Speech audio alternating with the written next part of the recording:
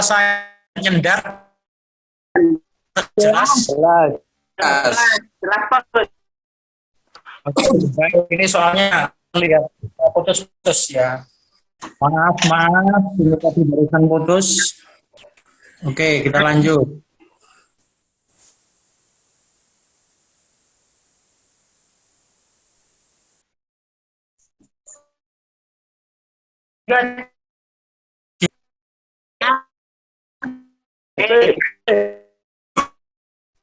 Sebentar ini saya pindah jaringan ini. Kok ini jaringannya ya?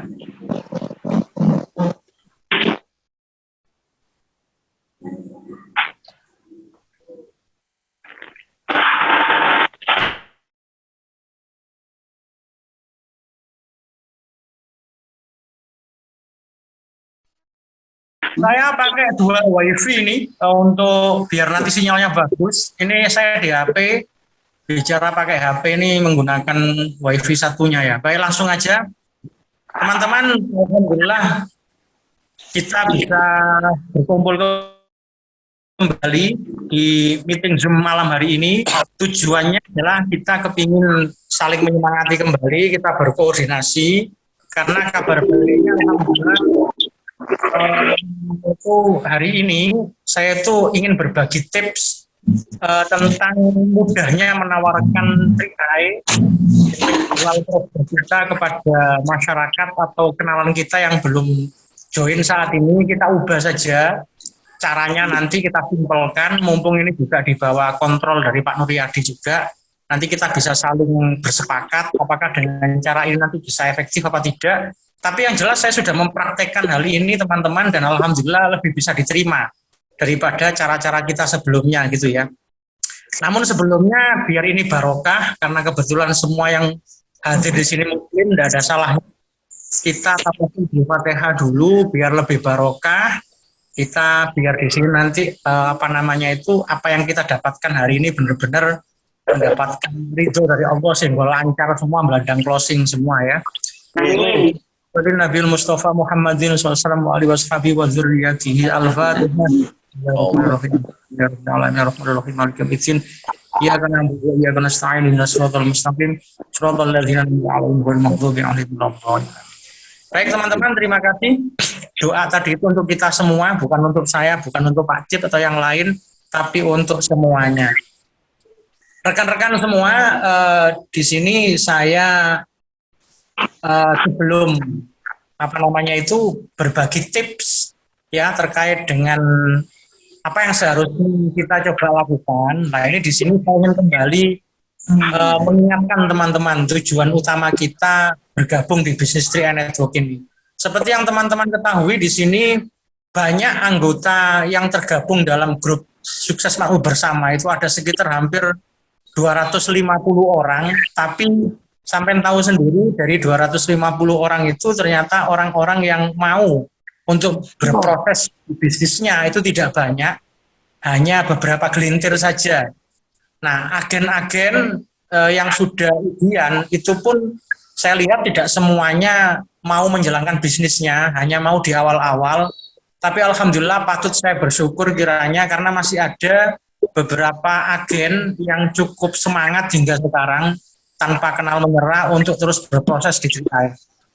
Hanya sekarang teman-teman kita harus pandai-pandai bersikap tentang proses yang kita alami. Karena kebanyakan dari kita itu tidak kuat dengan prosesnya. Itulah yang menyebabkan kita itu di tengah-tengah itu diam di tempat ya, tidak berjalan mundur, tidak pulang maju, tapi bergerak di tempat.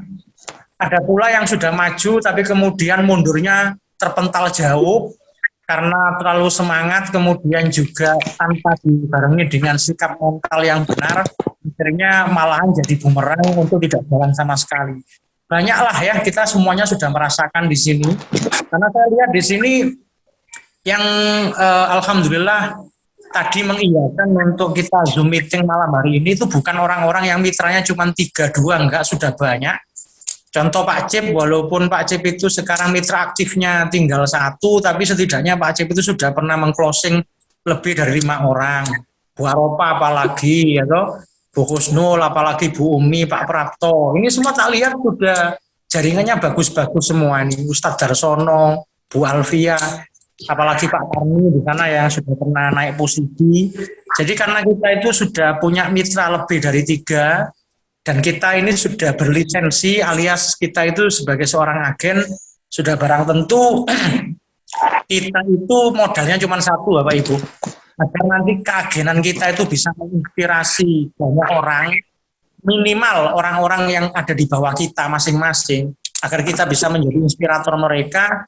Maka keagenan yang sudah kita sandang ini, yang sudah kita miliki melalui proses ujian AJI kemarin, itu perlu untuk di manage kembali, diatur kembali dalam hal apa? Dalam hal mental, Bapak Ibu.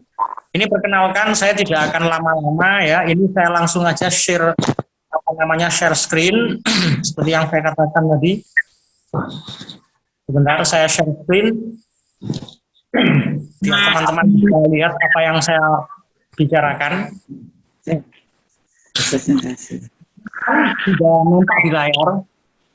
Saya sebenarnya kenapa tiba-tiba tadi itu mengundang teman-teman semua untuk kita bertemu di Zoom meeting ini, tidak lain tidak bukan saya itu terus terang teman-teman ya, setiap harinya atau paling tidak seminggu 3 kali lah, saya itu berusaha untuk mengecas energi saya sendiri. Jadi pangapunten, semua teman-teman yang ada di Zoom saat ini, insya Allah semangat semua. Lebih-lebih saya, dengan bisa lihat saya tidak pernah turun semangatnya. Saya juga setiap hari bukannya leha-leha untuk tidak menambah pengetahuan maupun berproses di lapangan, terus saya lakukan.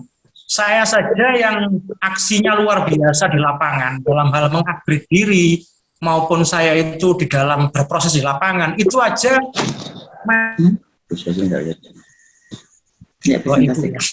Karena memang semangat itu sumbernya hati, Bapak Ibu, bukan pikiran. Pikiran itu hanya sebuah alat untuk kita menangkap sesuatu, lantas sesuatu itu akan jadi bagaimana setelah kita tangkap, itu bergantung kepada hati nurani kita. Jadi hati nurani kita ini yang sebenarnya butuh untuk kita cas, Bapak Ibu. Semangat berarti ngomong perasaan hati. Itulah kenapa, mohon maaf ya, saya menyitir sebuah hadis, ala inna fil jasadi mudghah, kata Rasul. Ingat, di dalam diri seseorang itu terdapat segumpal daging, idza soluhatil jasad kullu. Kalau segumpal daging itu baik, maka sekujur tubuh akan baik. Tapi wa idza fasadatil jasad kullu. Tapi kalau kemudian dia rusak, rusaklah semuanya. Memang benar. Hati yang dimaksud segumpal daging itu adalah hati. Hati kita kalau kurang terjaga, moodnya kurang terjaga, semangatnya, maka itu akan berpengaruh kepada semua yang kita lakukan. Ya, kita biasanya semangat jadi down, kita yang biasanya menginspirasi orang lain malahan tidak memberikan inspirasi, malahan yang ada ditiru orang lain kejelekannya. Kita biasanya nadanya ketika ngomong, ekspresi wajahnya semangat, tahu-tahu nggak semangat. Itu sebenarnya semuanya bukan karena pikiran, tapi karena suasana hati kita. Suasana hati yang selalu positif, yang selalu memiliki semangat membara, yang selalu kita itu di sana penuh dengan harapan dan optimis, itulah yang menjamin kita itu akan tetap semangat. Makanya menjaga hati ini perlu sekali, Bapak Ibu. Bukan sebuah bisnis besar seperti ini. Yang perlu Bapak Ibu ketahui di sini adalah, saya hanya ingin menukil apa yang dikatakan Pak Afrial tadi, Bapak Ibu. Itu benar-benar membuat saya itu bangkit kembali. Pak Afrial itu ngomong begini, saya ini mungkin sudah double crown. Beliau kan memang double crown, Bapak Ibu. Di jaringan, tidak ingat bahwa yang suami istri sama-sama crown-nya itu Pak Afrial Tabrani. Pak Afrial itu crown, istrinya juga crown. Sehingga tiap bulan mereka berdua terima lebih dari 700 juta per bulan. Hampir 1 miliar, Bapak Ibu. Yang mereka terima Pak Afrial Tabrani sama istrinya. Tapi ya pangapunten Bapak Ibu, jangan melihat apa yang sudah diterima oleh Pak Afrial sama istrinya. Tapi kita seharusnya itu melihat prosesnya bagaimana. Sehingga mereka itu kok bisa sama-sama double crown. Bahkan anaknya Pak Afrial Tabrani yang pertama itu sudah gold agency, bayangin. Jadi Pak Afrial crown, istrinya crown, anaknya gold. Lah ini kan dia punya anak lebih dari 3, Bapak Ibu. Ketiga-tiganya itu juga dimasukkan ke bisnis Tria Network, dan itu yang mengerjakan adalah siapa? Pak dia sudah mencapai posisi crown 2 tahun setengah dia di 3i, dia join di Januari 2014 karena diperkenalkan oleh Pak Johnson gitu ya. Kemudian dia lantas setelah itu tidak tinggal diam karena memang dia memanfaatkan peluang itu dengan sebaik mungkin ya. Terlalu optimis dan terlalu semangat beliau untuk mengerjakan peluang itu, makanya kemudian dalam waktu 2 tahun setengah beliau sudah posisi crown. Yang dia lakukan setelah dapat crown itu adalah membenahi rumahnya karena rumahnya mau ambruk atapnya itu. Setelah itu dia beli mobil. Beli mobil bukan untuk gaya-gayaan Bapak Ibu, tapi beli mobil itu untuk operasional dia, untuk presentasi ke Jakarta Selatan, Jakarta Barat, Jakarta Utara, Jakarta Timur. Di akhir pekan selalu keluar kota. Dia pakai mobilnya itu dia kerjakan hampir tidak mengenal waktu, makanya dia akhirnya 2 tahun setengah crown. Nah, selepas itu, setelah crown, apa dia sudah di zona nyaman, terima 300 juta per bulan? Tidak, Bapak Ibu. Coba dengan persani kembali video yang saya share di grup WH Network itu, di grup agen kita. Ternyata setelah dia mencapai posisi crown, malah dia mencoba untuk ngeriset dirinya. Meriset ke nol, ke kondisi dia menjadi orang miskin seperti sebelum crown. Agar apa? Agar beliau itu semangatnya tidak terpengaruh dengan jiwa crownnya yang sudah terbentuk itu. Kenapa? Karena dia punya kepentingan untuk menggarapkan bisnis istrinya, agar istrinya juga bisa bersanding dengan beliau sama-sama crown. Akhirnya beliau ngeriset diri, belajar dari nol kembali, membangun lagi Bapak Ibu. Dari 3 orang yang di closing oleh istrinya, pelan-pelan di lobi, satu persatu di lobi untuk menyamakan visi, misi, komunikasinya ditingkatkan. Baik itu, kalau dulu kan nggak secanggih sekarang Bapak Ibu. Kalau sekarang pakai video call bisa.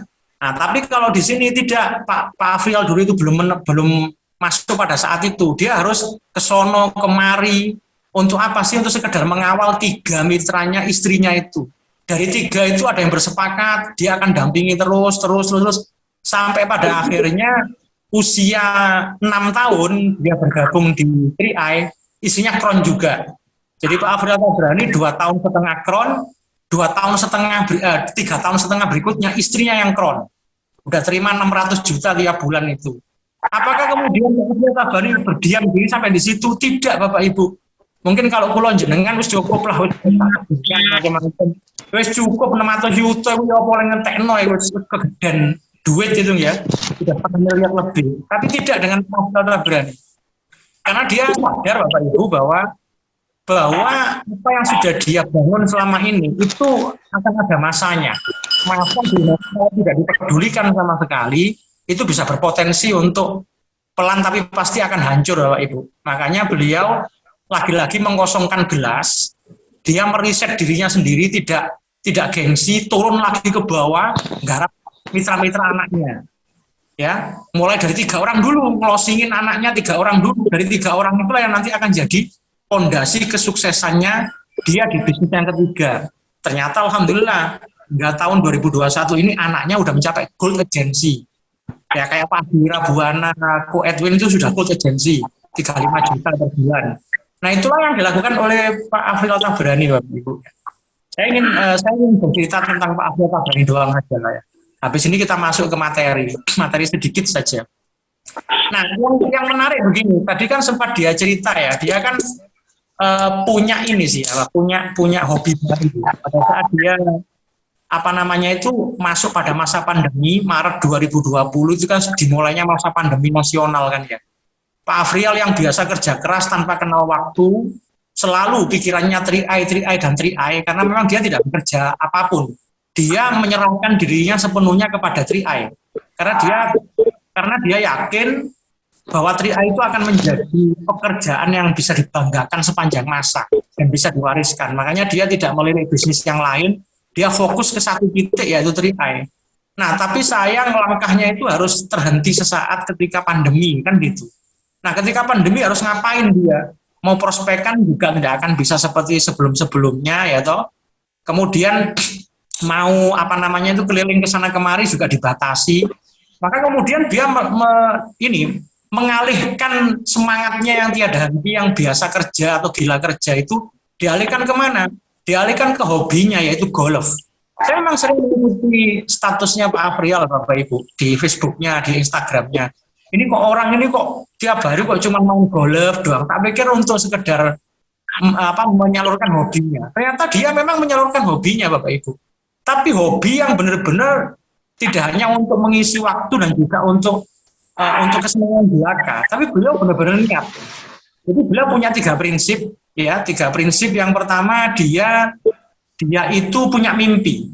Oke lah, sekarang saya suka golf.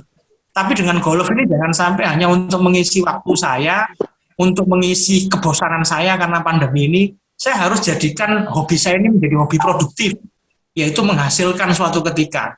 Nah, sehingga dia punya mimpi dengan golf itu, dia ingin ya, halo? Ya. Ini sengaja tidak saya matikan mic-nya agar saya tahu ya. Teman-teman ngobrol sendiri apa tidak ini. Saya bisa aja mute semua ya. Tapi nggak apa-apa, ini saya lanjutin. Jadi, saya hanya ini teman-teman, mengulang ceritanya beliau. Barangkali sampai belum sempat menyaksikan videonya semua tadi, dan ada kaitannya dengan yang akan kita lakukan hari ini ya.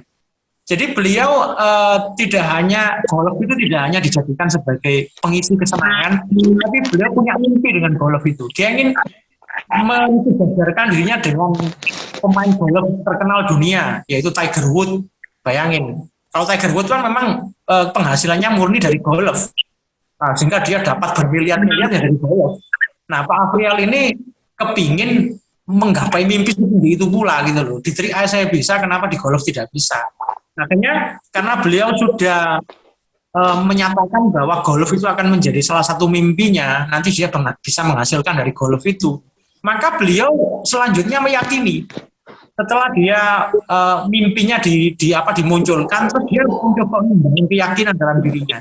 Saya yakin banyak saya lihat di YouTube itu pegolf yang awalnya nggak bisa apapun, kemudian bisa sukses di golf. Kenapa saya tidak bisa? Saya sama-sama manusianya dengan mereka, sama-sama normalnya. Tangan saya 2, kaki saya 2, penglihatan saya normal, semua serba normal, kecuali kalau salah satu kaki saya itu nggak fungsi, ya, tangan saya nggak fungsi. Ini sama-sama bisa, kenapa saya nggak bisa? Mimpinya udah dapat, semangatnya digarap, terakhir dia mencoba memantaskan dirinya, menselaraskan mimpinya dengan aksi di lapangan. Nah, ini Bapak Ibu yang harus kita tiru. Ya, kita mimpinya terlalu gede, kita mimpinya yang enak-enak, tapi kita tidak menyesuaikan dengan aksi kita di lapangan. Kita selaraskan. Ya, kita selaraskan, kita pantaskan. Pantas nggak mimpi besar yang sudah kita inginkan itu sudah pantas dengan aksi di lapangan nggak? Di lapangan jarang-jarang berproses, belajar pun tidak mau, tapi mimpinya kegedean. Nah, itu namanya mimpi beneran itu ya, bukan mimpi betulan. Karena mimpi itu ada yang bisa diwujudkan, ada yang tidak. Bisa wujud kalau mimpinya itu selaras dengan aksi di lapangan. Mimpinya nggak akan pernah berwujud hanya sekedar mimpi kalau tidak diimbangi dengan aksi nyata di lapangan. Makanya beliau itu harus latihan golf itu seminggu sampai 5 kali di lapangan golf gratis. Untuk yang berbayar 2 kali. Hampir tiap hari dia isi dengan main golf. Tapi walhasil apa yang terjadi? Terjadilah yang terjadi, Bapak Ibu. Beliaunya kemarin November, tanggal 27 November kalau nggak salah kemarin, kalau nggak 26 November. Akhirnya terjadi pula yang diinginkan, ada perlombaan golf tingkat lokal tapi bergengsi, dan beliau waktu itu ketemu dengan orang-orang bos-bos yang memang tiap harinya latihan golf. Dan apa yang terjadi? Beliau ternyata termasuk orang yang pertama kali ikut turnamen tapi langsung juara 3, Bapak Ibu. Dia nggak penting mau juara 1, 2, 3, masuk juara, dipanggil di panggung itu sudah bersyukur. Nah, itu maksud daripada Pak Afrial itu adalah beliau itu loh nggak sungkan-sungkan, padahal penghasilan hampir 500 miliar tiap bulan. Loh, itu kadang-kadang di lapangan golf karena di sana nggak ada orang jual kuliner, bawa bontot sendiri, bawa lontong sendiri, bawa air minum sendiri, ya kayak orang merakyat begitu. Tapi mobilnya pakai Mercy, ya toh. Nah, kemudian teman-temannya di sana itu ketemu para bos-bos yang usianya udah di atas 50 tahun semua. Itu semua yang ditemui di golf itu, Bapak Ibu, itu adalah orang-orang yang sudah freedom semua. Sudah nggak mikir duit, karena mereka udah punya sistem bisnis yang duitnya sudah jalan sendiri. sehingga mereka menikmati hasil. Tapi yang ingin dikatakan oleh Pak Afrial itu apa? Mereka itu kaget ngelihat saya paling muda, usia masih 45 tahun, tapi penghasilan sudah sama dengan mereka. Dan apa yang sudah dilakukan Pak Afrial itu adalah tidak seperti mereka. Mereka Bapak Ibu punya omset 500 juta, punya omset 1 miliar setiap bulan. Itu karena mereka udah keluar bermiliar-miliar kan. Miliar-miliar yang dipinjam di bank itu, mereka itu harus hutang ke bank. Jadi 10 tahun mereka berusaha membangun bisnisnya agar bisa balik modal dulu. Baru 15 hingga 20 tahun kemudian baru menikmati hasil. Nah, itulah bedanya sosok orang yang getol di 3i dengan yang tidak itu di situ Bapak Ibu. Makanya itu Bapak Ibu, ayo melalui pertemuan kita malam ini, kita selaraskan nih ya, kita selaraskan mimpi kita dengan aksi kita di lapangan. Jangan kita itu hanya punya mimpi besar, tapi kita malas beraksi di lapangan. Seharusnya mimpi dan aksi itu berbanding lurus ya. Ingat teman-teman, 3i Network itu adalah bisnis kita sendiri. Ini bukan bisnisnya Hasim, bukan. Ini bukan bisnisnya Suparni, bukan. Ini bukan bisnisnya Nuryadi, bukan. Bukan bisnisnya Adira Buana, bukan. Tapi ini bisnis kita sendiri-sendiri, Bapak Ibu. Tahu buktinya kalau ini bisnis kita sendiri. Kalau panjenengan kepingin penghasilan 500.000 dalam tiap bulan, tinggal aksinya bagaimana? Bulan depan sampean nggak nyaman dengan 500.000, sampean kepinginnya bulan depan sudah 1,5 juta. Bisa dengan 3i Network karena itu bisnis sampai sendiri. Atau 1,5 juta itu bagi sampean terlalu kecil karena terlalu banyak hutang, saya kepingin minimal 2,5 juta tiap bulan. Bisa dilakukan. Pertanyaannya adalah, bisakah hal itu kita capai di perusahaan atau di mana kita tempat bekerja yang di situ dikelola oleh orang lain. Kita mengerjakan bisnis orang lain, kita digaji karena udah membantu membesarkan aset mereka. Tidak akan pernah bisa Bapak Ibu, itulah buktinya.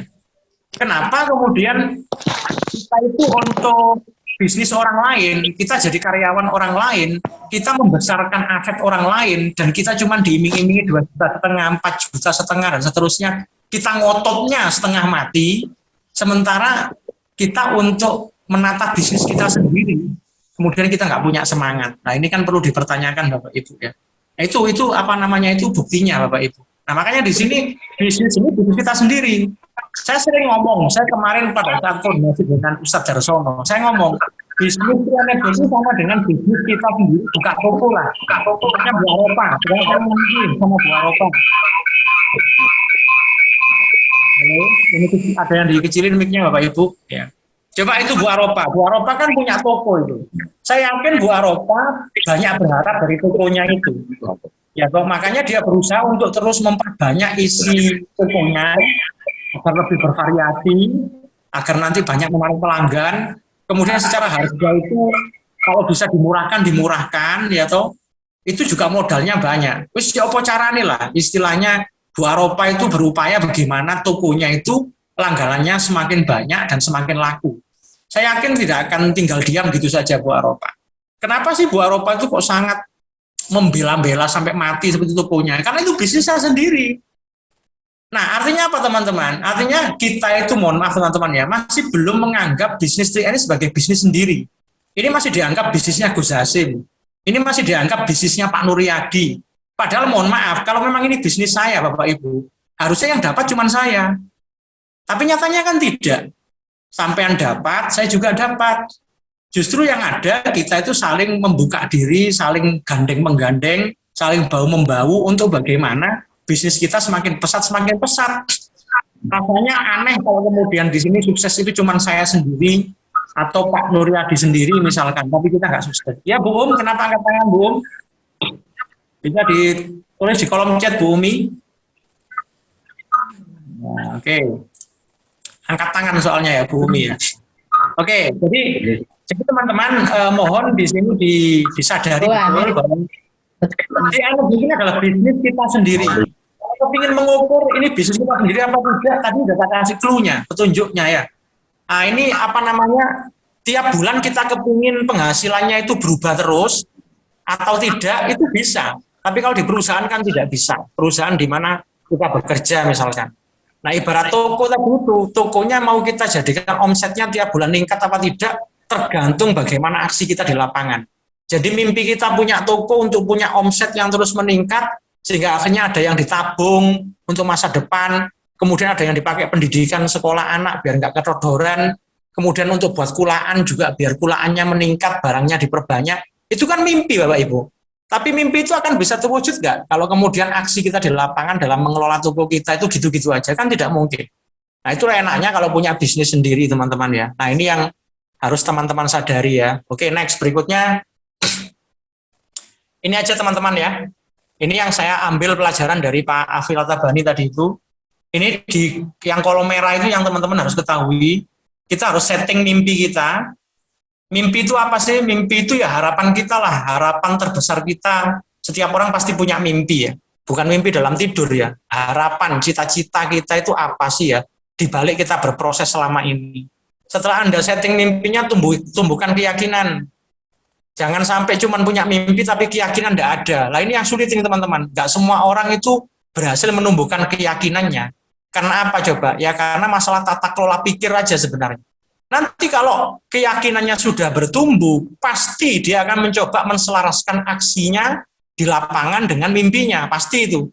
Tapi kalau kemudian keyakinannya itu pudar, keyakinannya itu berkurang, jangan harap aksi di lapangan akan selaras dengan mimpi kita. Makanya butuh banget kita itu untuk mengelola pola pikir kita. Pertama, teman-teman, yakini bahwa semua peluang dan kesempatan yang datang ke diri Anda itu pada hakikatnya adalah datangnya dari Allah Subhanahu wa taala. Mohon maaf, dulu panjenengan ketika ditawari peluang 3i, itu memang yang nawarkan mungkin Suparni, mungkin yang nawarkan Hasim, mungkin yang nawarkan Nuryadi, mungkin yang nawarkan Suprapto dan seterusnya. Tapi sesungguhnya kalau kita bicara ilmu hakikat, ilmu tauhid, ilmu ketuhanan, sebenarnya itu adalah datangnya dari Allah kepada kita. Cuman kan tidak mungkin peluang itu langsung Allah menjelma diri jadi manusia terus dikasihkan kepada kita atau memprospek kita, kan tidak mungkin. Maka kemudian peluang itu sama Allah dikirim melalui orang-orang terpilih, orang-orang yang sudah punya mindset bagus untuk juga mengalirkan energi positif itu kepada yang lain. Nah sehingga kalau peluang yang datang dari siapapun asalkan positif, terus itu kita anggap sebagai peluang yang datangnya dari Allah untuk menjawab semua doa-doa kita, maka kita akan serius teman-teman. Kita akan langsung meyakini dan akan serius dengan keyakinan kita itu. Mohon maaf nih teman-teman, kembali ke Pak Afrial tadi ya. Pak Afrial Tabrani itu mantan kondektur, mantan MLM, ente-entean sudah itu. Udah berapa juta yang dia harus keluarkan untuk bisnis-bisnis sebelumnya. Jadi beliau kebetulan sukanya itu suka bisnis yang polanya jaringan. Tapi dulu beliau lebih banyak di MLM memang. Tahu betapa sulitnya mengerjakan bisnis jaringan menggunakan MLM. Modal yang dikeluarkan terlalu banyak. Kemudian dia sukses sesaat, mencapai capaian tertinggi, habis itu merotoli semuanya. Harus nyetok barang terus, tutup poinnya ditingkatkan terus, dan seterusnya. Akhirnya beliau selalu gagal di sana. Baru punya ini gagal lagi, punya ini gagal lagi. Akhirnya dia udah bosan, wes aku tak jadi kondektur, wes ono-ono, wes gak bisnis-bisnisan. Akhirnya datanglah peluang itu dari Pak Kuancen. Saat itu beliau sudah kehilangan keyakinan. Wes Pak Kuancen, saya itu sudah nggak mau lagi bisnis model-model jaringan karena susah, merambut orang itu susah. Nah, kamu istilahnya itu sudah pernah punya pengalaman gitu, kenapa harus nyerah? Kamu coba untuk belajar ilmu jaringan, kamu untuk belajar bagaimana mengelola orang menjadi tenaga sumber daya yang luar biasa, itu berapa investasi yang sudah kamu keluarin. Kenapa kemudian menyerah begitu saja? Nggak ada salahnya lah, ini cobaan. Ini coba tak jamin ini beda ini. Karena gini Afrial, gitu katanya Pak Kuancen ya. Coba dengarkan Bapak Ibu. Ini yang benar-benar menusuk hati saya itu. Karena gini Afrial, bisnis itu akan langgeng kalau produknya didesain jangka panjang. Kalau kemudian marketing plan-nya didesain jangka panjang. Kalau kemudian itu jangka pendek atau dibatasi dengan sistem-sistem tertentu, maka hal itu layak kamu ragukan. Tapi kalau kemudian ini didesain jangka panjang, ciri produk dan juga sistem marketing ya, sistem pemasaran atau marketing plan dari sebuah perusahaan itu didesain jangka panjang teman-teman. Nggak ada cutting price misalkan. Tahu cutting price ya? Jadi misalkan Bu Aropa jualan sabun nih, sabun kecantikan. Bu Aropa jualnya 10.000, tapi ternyata di Shopee bisa dijual cuma 5.000. Nanti ada lagi yang jual sabun serupa, yang dijual dengan MLM, ada yang jual 7.000. Jadi antar orang yang jual sabun itu beda-beda. Maka selaku pembeli mana yang murah itu yang dibeli. Nah kalau gitu kan nggak sehat persaingannya Bapak Ibu. Setidaknya kalau misalkan kita itu sesama orang gitu ya, sesama orang yang jual itu sama harganya, setidaknya ada sistem belanja online yang menghancur leburkan bisnis kita. Shopee misalkan, Tokopedia misalkan, dia kan berani jual lebih murah karena diborong sama bos-bosnya. Itu namanya undercutting price Bapak Ibu. Tapi kalau di 3i tidak ada Bapak Ibu undercutting price. Adanya cuma pilihannya mau gabung dengan 350.000 kah, 700.000 kah, atau 1 juta. Selamanya Bapak Ibu. Mulai 3i lahir sampai sekarang tidak ada yang jual 3i dengan harga kamu gabung ke saya saja. Kalau ke saya preminya cuma 200.000. Kamu gabung ke saya saja. Kalau ke saya preminya cuma 250.000. Tidak ada Bapak Ibu. Yang ada semua agen suaranya sama. Gabung ke 3i, pilih paketnya. Mau paket 350.000, 700 apa 1 juta. Itu namanya tidak ada undercutting price. Nah, sebuah bisnis kalau nggak ada undercutting price Bapak Ibu semacam itu, berarti itu didesain jangka panjang. Tidak akan ada sikut kiri, sikut kanan. Yang ada mereka akan membentuk tim yang solid untuk bagaimana berusaha sukses di sini. Nah itulah yang menjamin kenapa Pak Afrizal kemarin akhirnya yakin dengan peluang yang ditawarkan, dikerjakan dengan sepenuh hati, dia pantaskan dirinya untuk mendapatkan penghasilan besar di sini dengan aksi luar biasa di lapangan, terjadilah yang terjadi. Dia double crown Bapak Ibu. Nah makanya di sini berikutnya saya tuliskan berusaha untuk senantiasa berpikir positif terhadap semua proses yang sudah dan akan Anda lakukan agar sikap dan tindakan Anda menjadi selaras untuk mewujudkan mimpi Anda. Jadi kita nanti pada akhirnya di lapangan mau berupaya maksimal apa tidak tergantung daripada respon pikiran kita. Kalau kita pikirannya itu cuma negatif, yang dilihat cuma masalah doang. Aku udah nawarin ke sana kemari, ke WAB, PHP tok, jadi zona nyaman tok. Akhirnya kita kemudian aku ngalir melaku yo ben, gak melaku yo ben, pokoknya pasrah bongkoan lah, pokoknya menurut takdir. Nah itu salah juga seperti itu. Itu kenapa sih reaksi itu muncul? Ya karena pola pikir kita yang terlalu mengedepankan masalah daripada apa yang sudah kita dapat, terlalu mengedepankan masalah daripada solusi. Padahal setiap masalah itu ada solusinya Bapak Ibu. Ya, jadi makanya perlu menumbuhkan keyakinan, merawat keyakinan ini butuh banget Bapak Ibu ya. Saya akan saya akan menunjukkan ini yang terakhir ini ya. Sebelum hari ini saya tunjukin aslinya. Mohon maaf nih saya harus melihatkan beberapa ayat Al-Qur'an. Agar apa? Agar yang jenengan lakukan itu sudah berarti aku sebenarnya itu sedang beribadah. Ibadah itu tidak hanya dengan cara sholat saja, tidak hanya dengan puasa saja, termasuk yang saya lakukan tiap hari udah benar, itu bernilai ibadah. Yang pertama, mohon maaf nih Bu, kita Bapak Ibu ya, agar kita itu semangatnya tetap terjaga, tidak gampang melihat masalah itu dari masalahnya dan juga melihat semuanya itu penuh masalah saja karena ditolak sana sini, karena sulit untuk berkomunikasi dengan teman, karena apa? Akhirnya keyakinan kita itu berkurang. Jangan sampai. Setidaknya kalau jenengan muslim harus ikut dengan apa yang didhawuhkan Al-Qur'an ini ya. Ma asaba min musibatin fil ardi wala fi anfusikum illa fi kitabim min qabli an nabra'aha inna dzalika 'alallahi yasir. Ini surat Al-Hadid Bapak Ibu. Sesungguhnya apa yang menimpa di dunia ini termasuk yang menimpa dirimu, mau baik, mau jelek, mau dihina orang, diremehin orang, dipuji orang, mau penghasilanmu meningkat, mau menurun, apapun yang terjadi dalam dirimu, itu illa fi kitabin, itu sudah tertulis jelas di buku catatan amal kita min qabli an nabra'aha. Sebelum kita itu terlahir sebagai manusia Bapak Ibu, takdir kita sudah ditentukan. Nah kalau sudah ditentukan begitu, lantas bagaimana? Kan harusnya gak usah kerja wis gak usah ngelamar kerja, gak usah ente-entean, wis mengalir gitu aja, kan sudah ditentukan takdirnya. Ya gak gitu-gitu juga.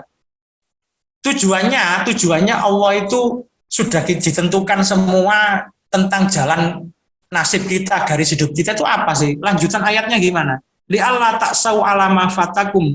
Agar kita itu nggak menyesali dengan apa yang sudah terjadi dalam diri kita. Bu Aropa nawarin ke sono kemari ditolaki teman-teman.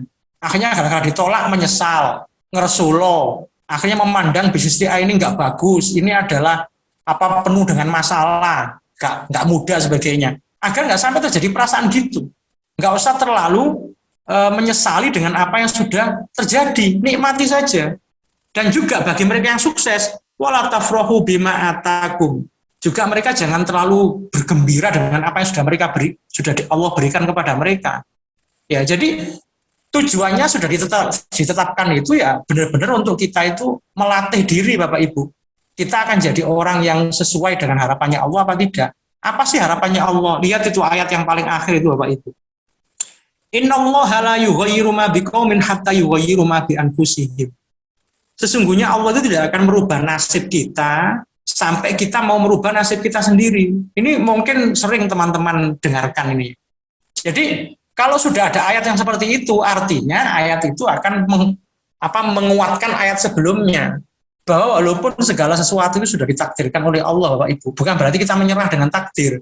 Tapi seharusnya kita maksimalkan dulu untuk berusaha semaksimal mungkin, karena dengan itulah nanti takdir akan berubah, akan sesuai dengan apa yang kita impikan begitu ya. Jadi ibaratnya kalau kita diam saja ya jangan harap teman-teman kemudian takdir itu akan terjadi gitu ya. Nah yang paling penting teman-teman saya ingin nanya di sini saya ingin nanya di sini ya. Akhir-akhir ini sering terjadi bencana banjir, tanah longsor, kebakaran. Itu kira-kira terjadinya begitu saja apa ada sebab musababnya itu? Kan pasti ada sebab musababnya teman-teman.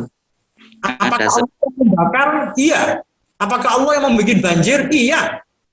Apakah Allah yang membuat tanah longsor? Iya Bapak Ibu. Apa Allah yang membuat tabrakan di mana-mana banyak orang korban meninggal? Iya. Tapi masalahnya semua itu ada musababnya apa? Faktor terbesarnya ya kita. Makanya di sini disindir zuharul fasadu fil barri wal bahri bima kasabat aydin nas. Nampak kerusakan di daratan dan di lautan itu bukan karena Allah, tapi memang karena ulah manusia sendiri. Jadi Bapak Ibu, kalau kemudian kita itu mencoba untuk menselaraskan aksi kita di lapangan dengan mimpi kita, lantas nggak sesuai dengan harapan, itu nggak masalah. Itu yang harus dilakukan gitu ya. Karena dengan bergerak akan berdampak, tanpa bergerak tidak akan ada perubahan. Masalahnya kita mau seberapa bergeraknya kan begitu. Terus pada saat bergerak itu pasti akan ada tantangan. Nah untuk menyingkapi tantangan bagaimana? Lanjut ayat berikutnya itu. Ma'asobaka min hasanatin faminallah. Kalau hasilnya sesuai dengan harapan kita, yakinlah Bapak Ibu bahwa itu adalah datangnya dari Allah. Agar kita nggak sombong. Agar kita banyak bersyukurnya. Tapi ini yang paling sering terjadi sama kita yang ini lanjutan ayatnya ini apa? Wa ma asobaka min sayyi'atin famin nafsik. Sampai tahu nggak artinya itu apa? Sesuatu kejelekan yang menimpa diri kita itu karena diri kita sendiri Bapak Ibu. Jadi Allah ini kalau baik disandarkan kepada Allah. Tapi kalau jelek jangan sandarkan sama Allah, sandarkan sama diri kita sendiri. Loh kok bisa begitu Gus? Nah iya, karena kita dianugerahi akal sama Allah, dianugerahi hati. Dengan akal dan hati itu diharapkan kita bisa berpikir, sehingga kalau udah tahu itu jelek, kenapa kemudian dilakukan? Kalau udah tahu baik, kenapa nggak dilakukan? Itu kan yang memfilter akal kita. Dan yang menggerakkan itulah hati kita. Kita udah dikasih dua senjata dahsyat yang nggak diberikan di makhluk yang lain loh Bapak Ibu. Yaitu akal kita sama hati kita. Maka kalau kemudian kita itu masih gagal saja, kita itu dari dulu sampai sekarang masih gitu-gitu aja, itu saya yakin karena kita terlanjur memandang masalah itu sebagai masalah terus. Ketika kita kena masalah, mengeluhnya yang didahulukan daripada bersyukurnya. Ketika kita kena masalah, kemudian kita tidak semangat. Jadi kalau kebaikan demi kebaikan kita berhasil dapat, kita malah lupa daratan. Karena kita lupa dengan Allah. Tapi kalau kena banyak sial dan seterusnya, kita baru kemudian menyalahkan keadaan. Enggak Bapak Ibu, itu karena diri kita sendiri. Maka Bapak Ibu, kalau sudah seperti ini kondisinya, berarti kan nggak ada pilihan lain kecuali kita bergerak dan bergerak terus. Jangan diam di tempat Bapak Ibu. Itulah yang dilakukan oleh Pak Afril Tabrani. Kenapa beliaunya itu tidak pernah mundur, karena dia berpikir udah banyak. Saya tuh bekerja di MLM, tapi nyatanya gitu-gitu aja. Pernah mencapai capaian tinggi sampai 100-200 juta, habis itu boyar, hancur. Tapi lain dengan 3i. Di 3i beliaunya terima hampir 500 miliar itu tiap bulan. Udah berapa tahun dia terima beliau begitu, ya kan? dan kemudian aset-aset yang terbentuk dari beliau juga sudah banyak dari 3i. Karena beliau meyakini ini didesain untuk jangka panjang, nggak ada persaingan yang nggak sehat, produknya bagus, pemasarannya bagus, perusahaannya bagus, maka kita tinggal lagi memperbaiki keyakinan kita dan memperbaiki di lapangan. Nah, gitu Bapak Ibu. Semoga sedikit inspirasi ini bisa membuat kita itu bangkit. Ayo kita lihat catatan penting dari Pak Afrial. Ayo kita pantaskan apa yang kita harapkan dengan langkah kita. Jangan berharap lebih dah. Kalau kita kemudian aksinya cuma terbatas dan gitu-gitu doang, mudah baper dan seterusnya, nggak usah mimpi gede di sini ya. Nggak hanya di sini, di yang lain pun sama. Makanya Inggris Pak Afril mengatakan, if you lose money, kalau Anda kehilangan uang, you lose nothing. Anda sebenarnya nggak kehilangan apapun. Kan kalau di Kongonrin kan, ini dulu. Dulu, kalau Anda kehilangan kesehatan, you lose something. Anda kehilangan sesuatu. Tapi kalau if you lose your character, you lose everything. Kalau mental Anda yang hilang, kalau karakter Anda yang berubah, Anda akan kehilangan. Ini masuk akal. Jadi kalau mental kita yang terpengaruh, dan kita udah mencoba prospek sana sini, kemudian ditolaki teman-teman, kita mencoba menyemangati mitra-mitra yang sudah bergabung, lantas mereka masih adem ayem saja dan seterusnya, akhirnya mental kita mulai kendor. Habis kendor kemudian parahnya jatuh, apalagi sampai muntaber. Udah kehilangan segalanya kita. Kalau kehilangan kesehatan, kita akan kehilangan sesuatu. Apa? Mungkin kita kerjanya nggak maksimal, tetap bekerja tapi nggak maksimal. Tapi kan masih bisa melakukan sesuatu dengan sakit itu. Apalagi kehilangan uang bisa dicari kembali. Tapi kalau udah kehilangan mental, Bapak Ibu, itulah sebenarnya semangat kita kerja tiap hari. Kemudian kita itu tebar senyum tiap hari, kita semangat tiap hari itu ya karena mental. Maka mental ini harus didahulukan, ya. Yakini saja bahwa peluang ini bagus, tinggal banyak aksi, pantaskan diri Anda bahwa Anda akan punya mimpi penghasilan sekian juta tiap bulan, pantaskan, selaraskan aksi Anda dengan mimpi Anda itu. Jangan cuma mimpi doang tapi nggak banyak beraksi. Lah ketika banyak beraksi, imbangi dengan mental yang kokoh, agar kita nggak mudah menyerah. Caranya gimana? Agar kokoh terus. Sering minta petunjuk sama leader, sering belajar. Seperti saya ini. Saya itu sering nonton ILC ya, saya 3i Live Channel, tapi saya pilih-pilih videonya yang membuat saya tersuntik lagi semangatnya, agar saya punya inspirasi lagi. Nah, gitu teman-teman ya. Maka dari itu teman-teman, saya punya tawaran baru nih. Ya, ini terakhir saya bicara. Tawarannya gini. Saya sudah mempraktekkan teman-teman, saya nggak kehilangan, saya kemarin-kemarin mencoba untuk menawarkan 3i baik secara online maupun offline, tapi kemudian online sama offline saya itu kok kayak tersendat gitu ya. Kenapa? Karena merasa saya, teman-teman di bawah saya juga kehilangan inspirasi mungkin mereka sak ngalir-ngalire mawon sak ngalir-ngalire. Saya sadar dengan sak ngalir-ngalire itu adalah sebuah jawaban yang sebenarnya kurang pas gitu ya. Kenapa? Kalau 3i sak ngalir-ngalire, saya yakin tidak akan jalan Bapak Ibu. Karena saya sudah pernah mencoba itu, sak ngalir-ngalire wis. Gitu Bapak Ibu, saya mencoba sak ngalir-ngalire wis. Ternyata apa yang terjadi? Ternyata mimpi saya tertutup.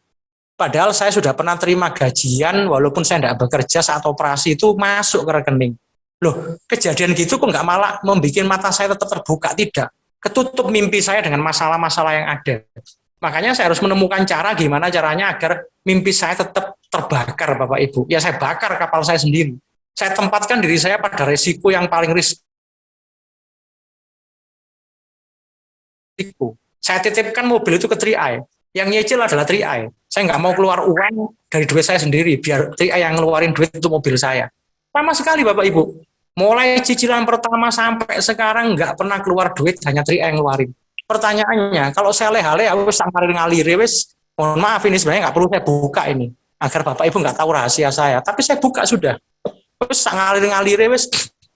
Kalau saya ngalir, saya yakin tidak akan mengalir Bapak Ibu. Itu sebagai bentuk kita udah putus asa.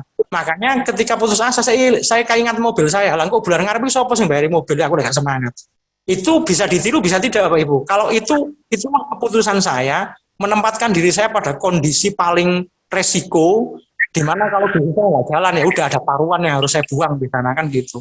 Itu sebenarnya cara saya untuk terus membakar semangat saya. Nah nggak tahu Bapak Ibu di sini bagaimana. Nggak harus meniru cara saya. Bapak Ibu bisa pakai cara-cara lain ya apa sekiranya tetap semangat dan selalu memandang semuanya positif. Makanya saya kemarin katakan, ini konco-konco sudah lemes kabeh. Saya harus cari manuver, cari pola gimana bisnis ini tetap jalan.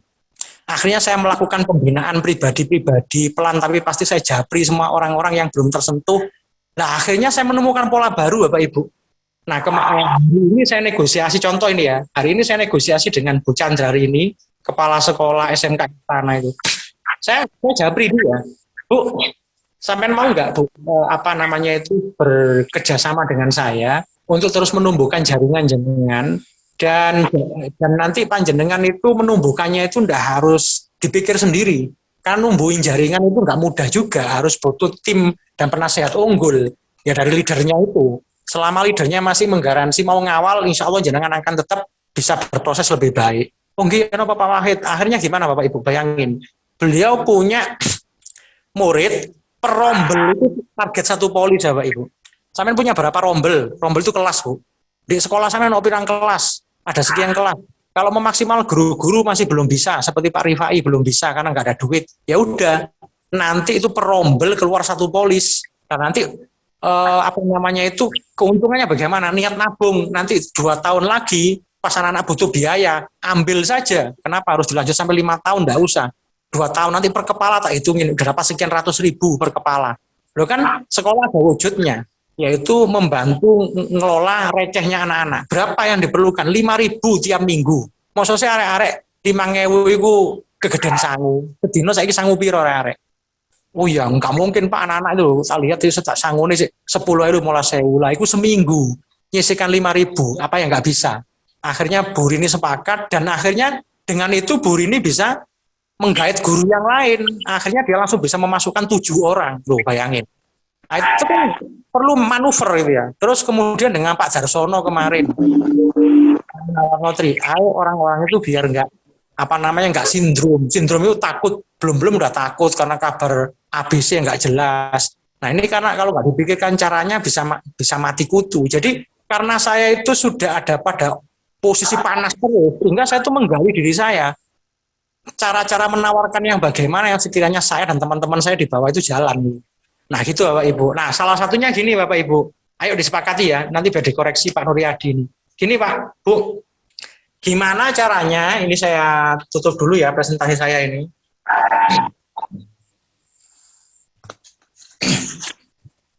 Nah gini, gimana caranya ya, Bu Aropa, Bu Alvia, Bu Husnul, Bu Umi, Pak Cip, Pak Suparni, ya Mbak Syahruli, Pak Darsono, dan semuanya yang ada di sini, gimana caranya agar kita itu, Bapak Ibu ya, penawaran 3i kita itu nggak gampang ditolak, gimana caranya?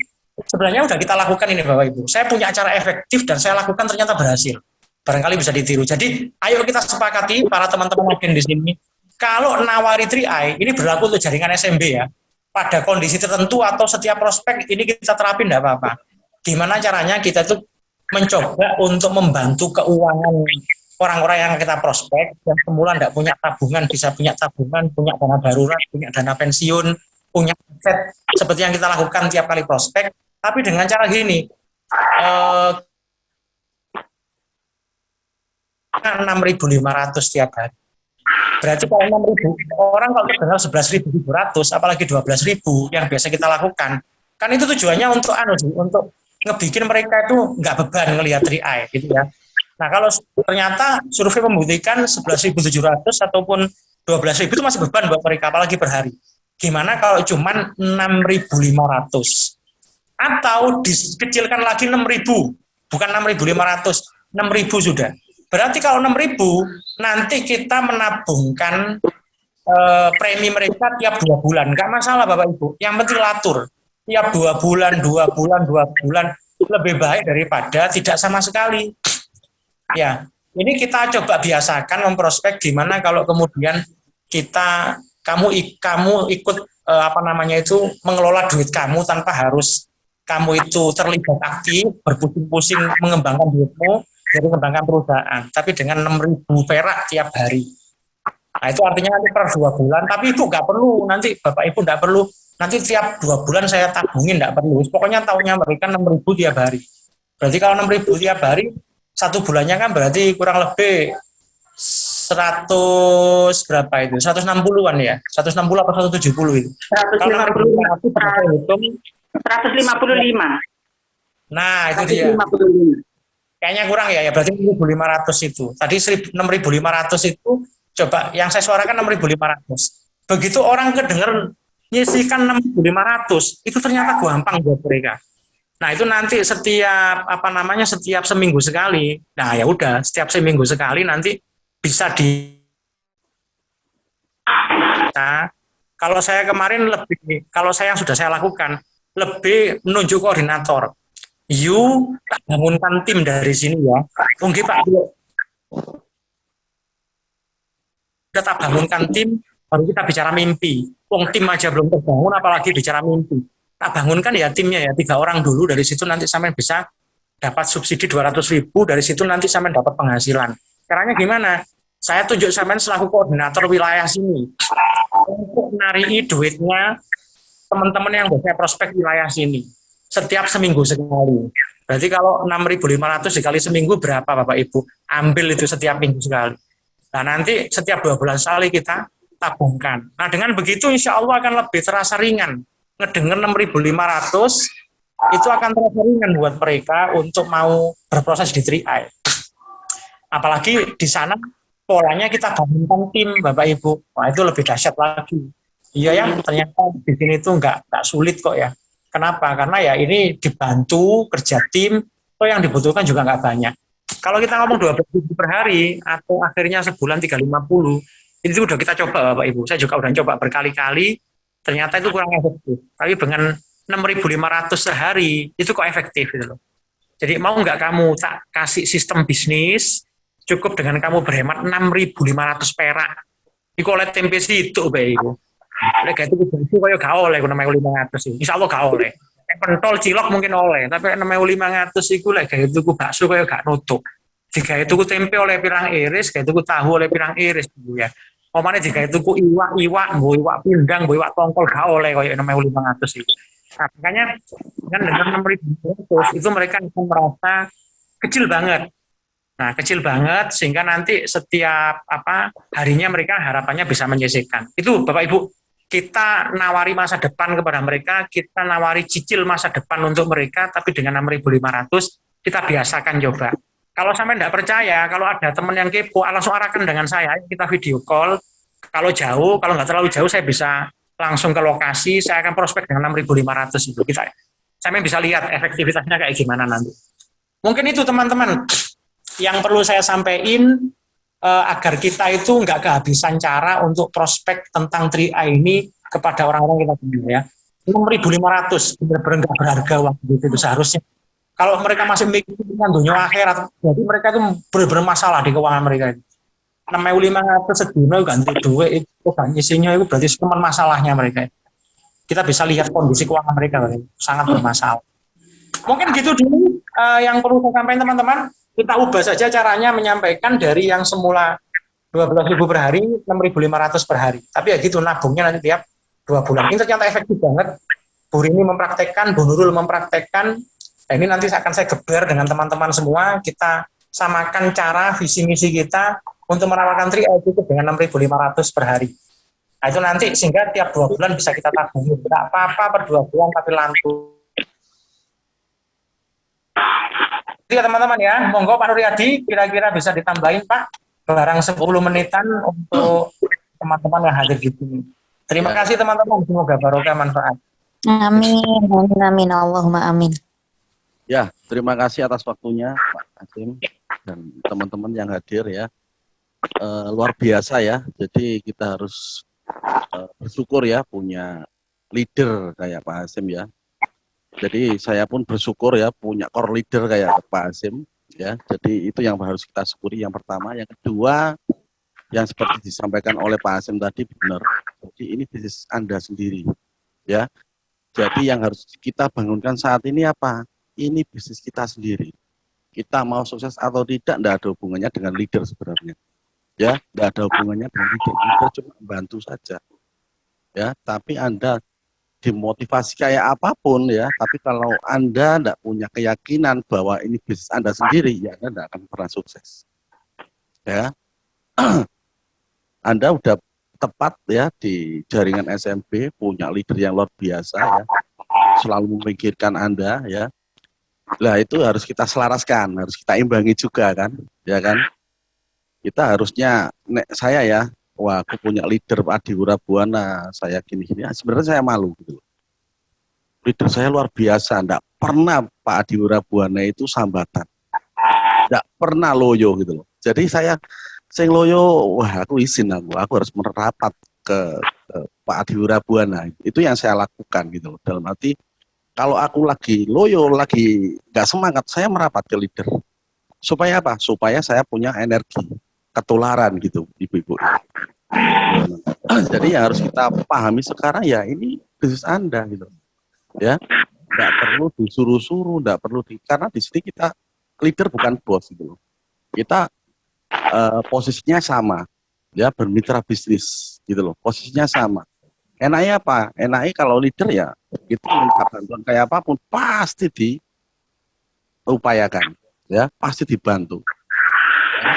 Cuma ya kita harus siap jadi leader juga, ya. Bagaimana kita bisa antar bimbing mitra-mitra kita kalau kita tidak pernah dibimbing kan gitu, ya kan? Kita belajar, ya. Makanya benar sekali yang disampaikan oleh Pak Hasim tadi, ya. Jadi harus kita sadari bahwa 3i Network ini bisnis kita sendiri, ya. Bisa saja ya. Mungkin ada yang berpikiran gini, wah aku sukses kok Pak Hasim sukses, enggak kayak gitu ya. Jadi bisa saja Anda diem aja Pak Hasim jualan terus ya Pak Hasim bisa sukses gitu. Nah pertanyaannya Anda jadi apa di sini kan gitu? Apa cuma penonton kan enggak ya? Saya yakin yang hadir di Zoom malam hari ini ya pengen sukses semua kan gitu. Ya harusnya yang dilakukan apa? Anda bayar dulu.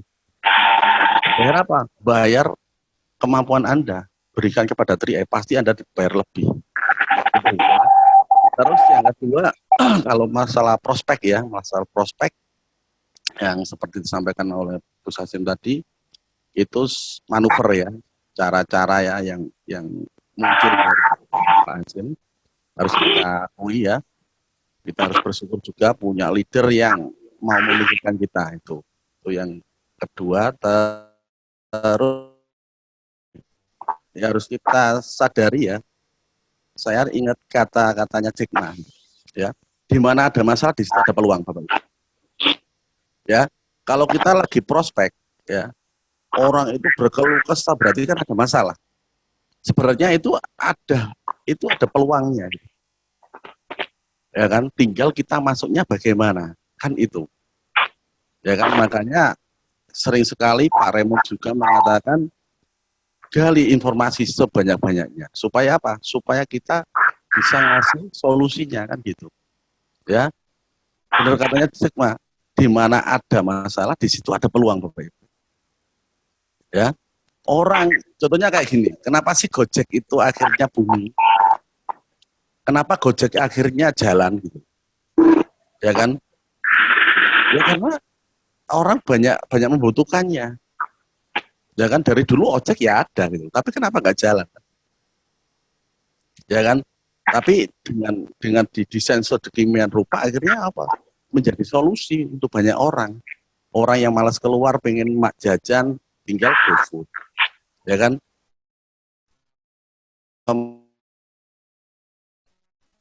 Tinggal apa? Gojek ya. Orang yang belum punya masa depan, kita kasih masa depan dari 3i Network itu. Ya kan? Orang yang nggak bisa menyisihkan, kita bantu caranya. Salah satunya ya dengan 6,5 tadi. Ya kan? Jadi banyak sekali yang sebenarnya bisa kita tawarkan ke masyarakat sekitar, teman-teman ya. Jadi mungkin gitu aja karena waktunya mepet banget ya. Tapi ya itu tadi ya pesan saya, kita harus punya kesadaran ya bahwa ini bisnis kita sendiri. Kita tidak akan pernah sukses kalau kita tidak mau menyelaraskan tadi gitu ya. Kita tidak akan pernah sukses kalau kita tidak pernah mau bayar. Ya.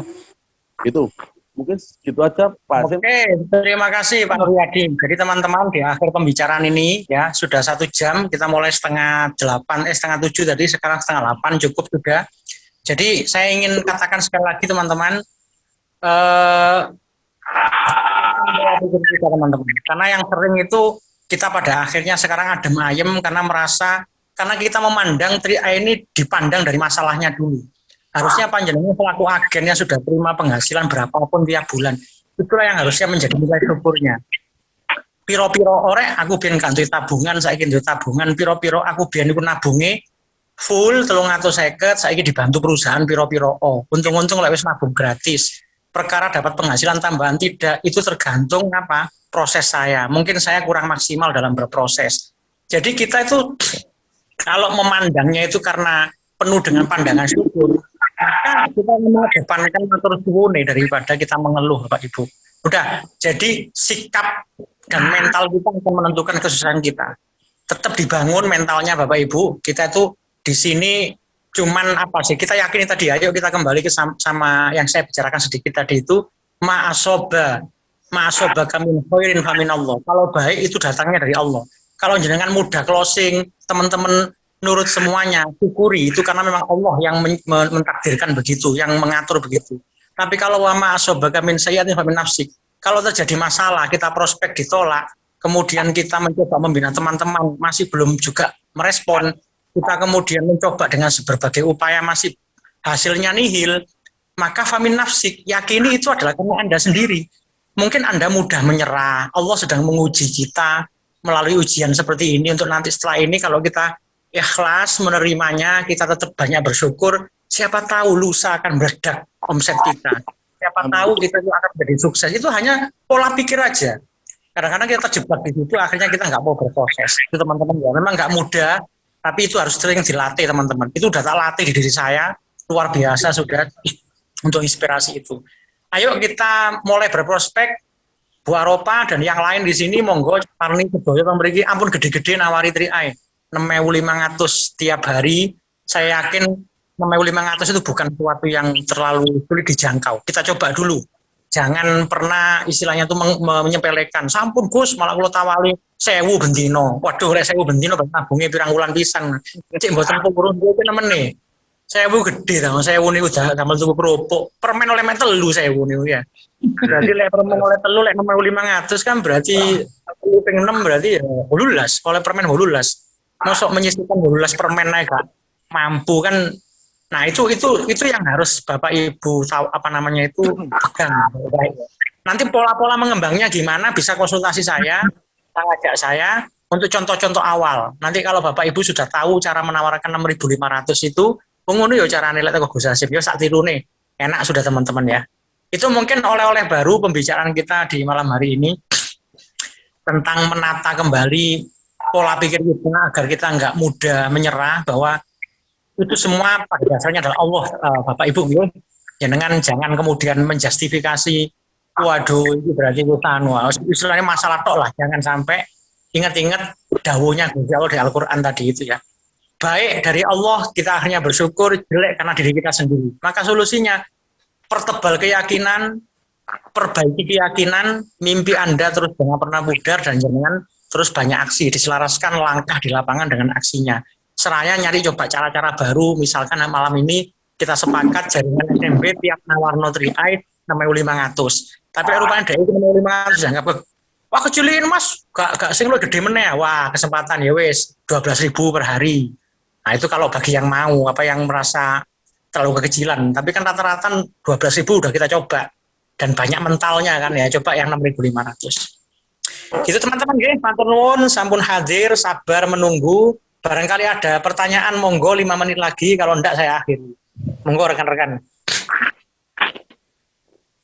Nanti Bu Umi Kalsum bisa nyoba itu. Bu Umi Kalsum kan komunitasnya guru itu. Saya mencoba menggerakkan sekolah itu gampang ternyata Bu.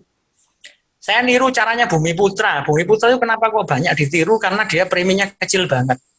Nah kita kan paling kecil, tapi kecil mereka itu murni asuransi Bapak Ibu. Artinya kalau terjadi resiko baru asuransinya turun, hanya asuransi. Nggak ada investasi, nggak ada income. Kalau kita kan 350 ada 3-3-nya kan gitu. Itu sih cuman kita nominalnya kita perkecil agar bersaing dengan mereka. Itu kemarin saya dikasih masukan gitu. Tak coba ternyata efektif. Jadi teman-teman yang ada di lingkungan sekolah, di lingkungan pabrik atau apa, dengan pakai cara itu mungkin memungkinkan. Apalagi Bu Husnul misalkan. Itu kan beliau punya posisi di perusahaan. Saya pikir dengan ngomong 6.500 ke teman-teman itu mungkin beda dengan kita ngomong 350 apalagi 12 bulan. Aktif sebagai tukang penjual sayur. Ngomong bakul sayur berarti ngomong barang murah. Kena 500 Bu, ayo Bu, aku siap. Ben marani sampean dodolan sayur tak cukup duitnya aku siap. Nah, karena potensinya begini, melibatkan saya nanti juga nggak apa-apa untuk menguatkan, gitu ya. Gitu teman-teman, Cak Darsono juga semuanya. Terima kasih sudah hadir di sini. Semoga ini barokah manfaat. Kita tutup dengan surat Al-Fatihah. Moga-moga ini beriring dengan takdir Allah untuk kita dipermudah dan diperlancar Amin. rezeki. Amin. Amin, amin ya mujib as-sa'ilin. Al-Fatihah. Alhamdulillahirrahmanirrahim.